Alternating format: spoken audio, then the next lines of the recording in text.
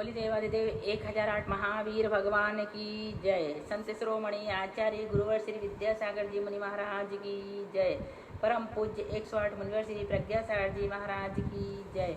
द्वादशांगिनी वाणी माता की जय। अहिंसामय विश्व धर्म की जय। देखें चरणानुग प्रवेशिका का 495 नंबर का प्रश्न। आग्नेय धारणा का क्या स्वरूप है? ध्यान से सुनना। उसके पश्चात योगी अपने नाभि मंडल में 16 पत्रों के एक कमल का ध्यान करता है। फिर उस कमल की कणिका पर अरहम मंत्र का और 16 पत्रों पर आ ई उ री री लृ लृ ए ऐ ओ औ अम अह इन 16 अक्षरों का चिंतन करता है। फिर अरहम के रेप से निकलती हुई धूम का चिंतन करता है। फिर उसमें से निकलते हुए फुलिंगों का और फिर ज्वाला की लपटों का चिंतन करता है। फिर उस ज्वाला से अपने हृदय में स्थित कमल को निरंतर जलता हुआ चिंतन करता, अर्थात हृदय में स्थित कमल के 8 पत्र हों और उन 8 पत्रों पर 8 कर्म स्थित हों। उन कमल के नाभि में स्थित कमल की कणिका पर विराजमान अरहम मंत्र के रेप से उठी हुई ज्वाला निरंतर जलती है, ऐसा चिंतन करना। उस कमल के भस्म होने के पश्चात शरीर के बाहर बड़वानल के समान धधकती हुई त्रिकोण अग्नि का चिंतन करता है। फिर यह अग्नि मंडल उस नाभि में स्थित कमल को और शरीर को जलाकर धीरे धीरे शांत हो जाता है, ऐसा चिंतन करता है। यह आग्नेय धारणा है। मारुति धारणा किसे कहते हैं? फिर योगी आकाश में विचरते हुए वेगशाली वायुमंडल का चिंतन करता है। फिर ऐसा चिंतन करता है कि वह वायुमंडल शरीर वगैरह के भस्म को उड़ाकर शांत हो गया है। यह मारुति धारणा है। वारुणी धारणा का क्या स्वरूप है? फिर वह ध्यानी मेघों से भरे हुए आकाश का ध्यान करता है। फिर उनको बरसते हुए विचारता है। फिर जल के प्रवाह से आकाश को बहाते हुए वरुण मंडल का चिंतन करता है। फिर वह विचारता है कि वह वरुण मंडल शरीर के जलने से उत्पन्न हुई समस्त भस्म को धो देता है। यह वारुणी धारणा है। तत्व रूपवती धारणा का क्या स्वरूप है?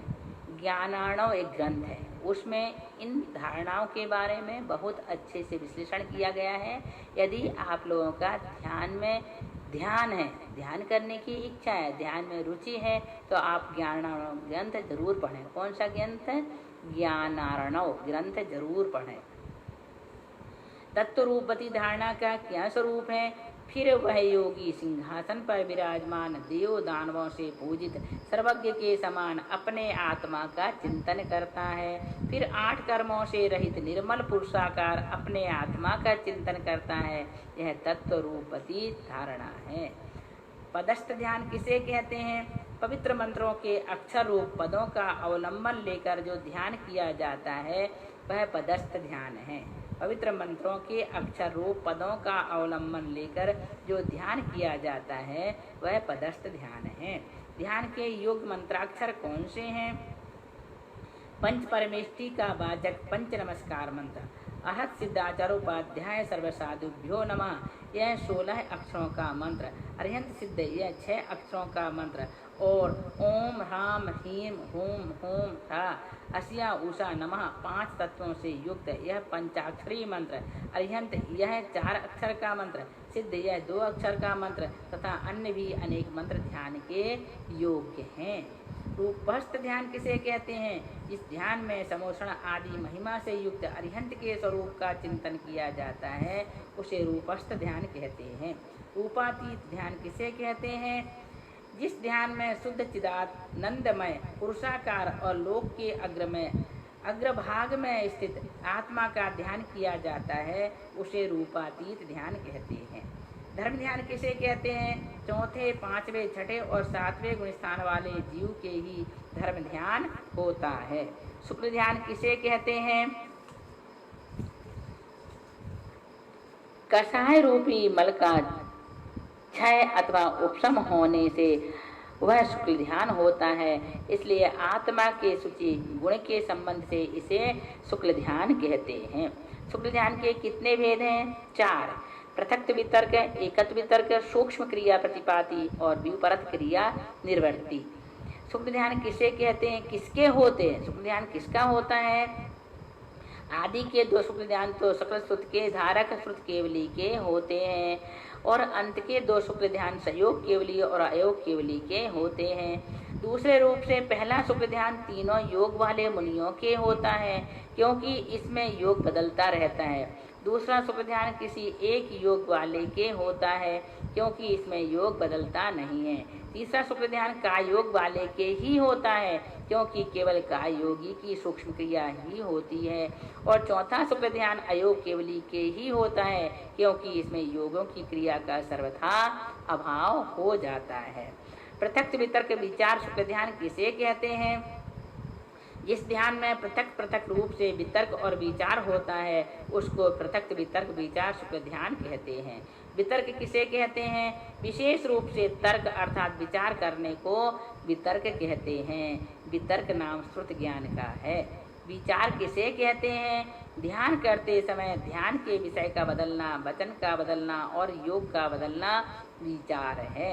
एकत्व वितर्क शुक्ल ध्यान किसे कहते हैं? जिस ध्यान में योगी एक द्रव्य, एक अणु अथवा एक पर्याय को एक योग से चिंतन करता है, अर्थात जिसमें ध्येय, वचन और योग नहीं बदलता, उस पृथक्त्व रहित, विचार रहित किंतु वितर्क सहित ध्यान को एकत्व वितर्क शुक्ल ध्यान कहते हैं। यह शुक्ल ध्यान पृथक वितर्क विचार शुक्ल ध्यान पूर्वक ही होता है तथा इसके होने पर घाती कर्म क्षण मात्र में नष्ट हो जाता है। सूक्ष्म क्रिया प्रतिपाती ध्यान किसे कहते हैं? जब केवली भगवान की आयु अंतर मुहूर्त शेष रहती है तब वे बादर का योग में स्थिर होकर बादर वचन योग और बादर मन योग को सूक्ष्म करते हैं।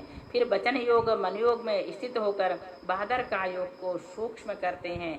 फिर सूक्ष्म का योग में स्थित होकर वचन योग और मन योग का निग्रह करते हैं। तब सूक्ष्म का योग के द्वारा सूक्ष्म क्रिया प्रतिपाती ध्यान करते हैं। सम्मुच्छिन्न अथवा व्युपरत क्रिया निवृत्ति ध्यान किसे कहते हैं? तीसरे शुक्ल ध्यान के पश्चात समुच्छिन्न क्रिया निवृत्ति नाम का चौथा शुक्ल ध्यान होता है। इसमें श्वासोच्छ्वास का संचार, समस्त मनोयोग, वचन योग, काय योग और समस्त प्रदेशों का हलन चलन आदि क्रिया रुक जाती है, इसलिए इसे समुच्छिन्न क्रिया निवृत्ति कहते हैं।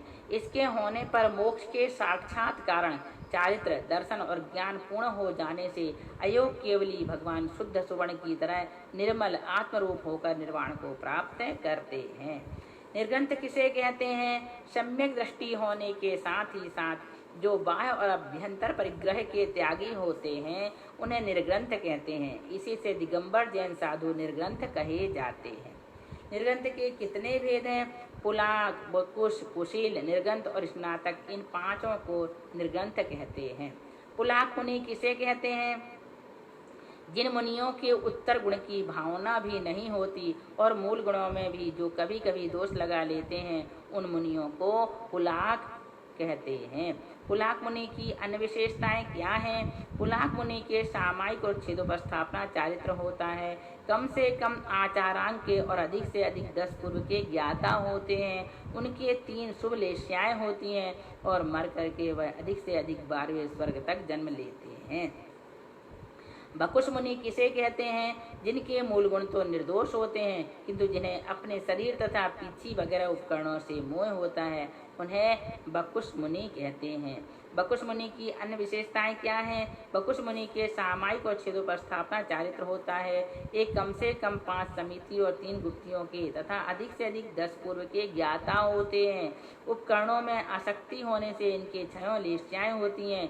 ये मरकर अधिक से अधिक 16वें स्वर्ग तक जन्म लेते हैं। कुशील मुनि किसे कहते हैं? कुशील मुनि के 2 भेद हैं, प्रतिसेवना कुशील और कषाय कुशील। प्रतिसेवना कुशील किसे कहते हैं? जिनके मूल गुण और उत्तर गुण दोनों पूर्ण होते हैं किंतु कभी कभी उत्तर गुणों में दोष लग जाता है, उसको प्रतिसेवना कुशील कहते हैं। क्या कहते हैं उसे? प्रतिसेवना कुशील कहते हैं। प्रतिसेवना कुशील मुनि की अन्य विशेषताएं क्या हैं? प्रतिसेवना कुशील मुनि के सामायिक और छिदोपस्थापना चारित्र होता है। एक कम से कम 5 समिति और 3 गुप्तियों के तथा अधिक से अधिक 10 पूर्व के ज्ञाता होते हैं। 6 लेश्याएं होती हैं और मरकर 16वें स्वर्ग में जन्म लेते हैं। कषाय कुशील मुनि किसे कहते हैं? जिन्होंने अन्य कषायों के उदय को तो बस में कर लिया है, किंतु संजुलन कषाय को बस में नहीं किया है, उन मुनियों को कषाय कुशील कहते हैं। कषाय कुशील की अन्य विशेषताएं क्या हैं? कषाय कुशील मुनि के सामायिक चिदोपस्थापना, परिहार, विशुद्धि और सूक्ष्म सांप्राय चारित्र होते हैं।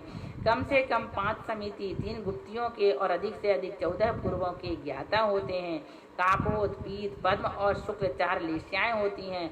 मरकर सर्वार्थ सिद्धि तक जन्म लेते हैं। निर्गंथ मुनि किन्हें कहते हैं? जिनके मोहिनी कर्म का तो उदय ही नहीं है और शेष घातिया कर्मों का भी उदय ऐसा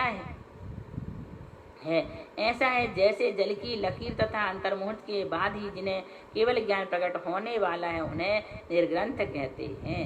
निर्ग्रंथ की अन्य विशेषताएं क्या हैं? निर्ग्रंथ के एक यथाख्यात चारित्र ही होता है। वे कम से कम 5 समिति और 3 गुप्तियों के और अधिक से अधिक 14 पूर्वों के ज्ञाता होते हैं। उनके एक शुक्ल लेश्या ही होती है। 11वें गुण स्थानवर्ती निर्ग्रंथ मरकर सर्वार्थ सिद्धि विमान तक जन्म लेते हैं। इस प्रकार से यहाँ पर 525 प्रश्न पूर्ण हुए। अब हम आपको 526 प्रश्न से पढ़ाएंगे। लगभग समाप्ति की ओर है, यह ग्रंथ पूरा होने वाला है। आज इसको पूरा कर देंगे। बोलिए महावीर भगवान की जय।